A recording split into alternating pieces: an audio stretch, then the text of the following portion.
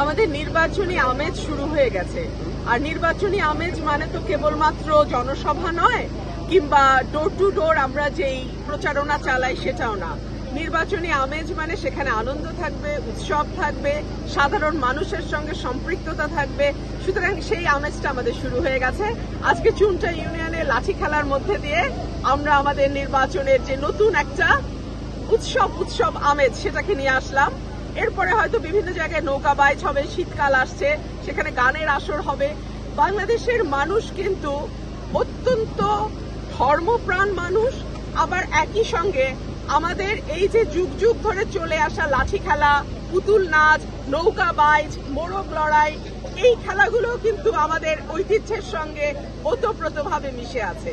So আমি মনে করি যে ব্রাহ্মণবাড়িয়ার সন্তান হিসেবে আমাদের গানের যেমন ঐতিহ্য আছে, আমাদের নৌকা বাইচের ঐতিহ্য আছে, আমাদের লাঠি খেলার ঐতিহ্য আছে, আমাদের এই ঐতিহ্যগুলোকে আগামী প্রজন্মের কাছে তুলে ধরবার দায়িত্ব কিন্তু আমাদের। সুতরাং তারই একটা অংশ হিসেবে আজকে এই লাঠি খেলায় আমি আমন্ত্রিত হয়ে এসেছি।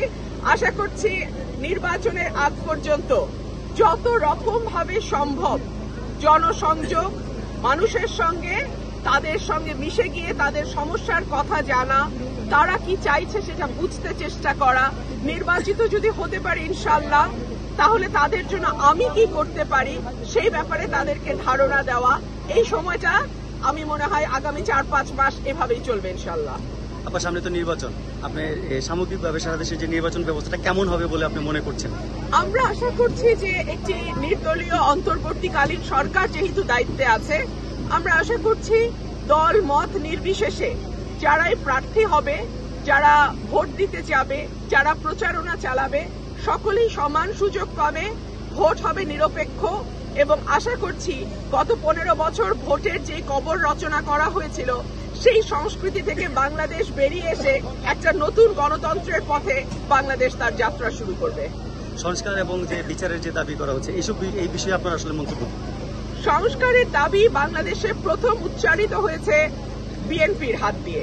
আপনারা জানেন যে দেশনেত্রী বেগম খালেদা জিয়া ভিশন 2030 একটা ডকুমেন্ট দিয়েছিলেন।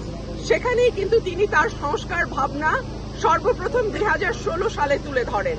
তারপর বিএনপির 27 দফা, 31 দফা, এই সকল কিছুই সংস্কারের অংশ। আর বিচারের কথা আপনারা বলছেন, বাংলাদেশে আওয়ামী লীগের হাতে বিএনপির নেতাকর্মী থেকে শুরু করে একেবারে তৃণমূলের সমর্থক পর্যন্ত যেভাবে অত্যাচারিত হয়েছে, আর কোন দলের মানুষ কিন্তু এত অত্যাচারের শিকার হয় নাই। সুতরাং বিচার বিএনপির হাত দিয়ে যতটা সুষ্ঠু সঠিক হবে, আমি মনে করি না আর কোন সরকারের পক্ষে ততটা সুষ্ঠু এবং সঠিক বিচার করা সম্ভব।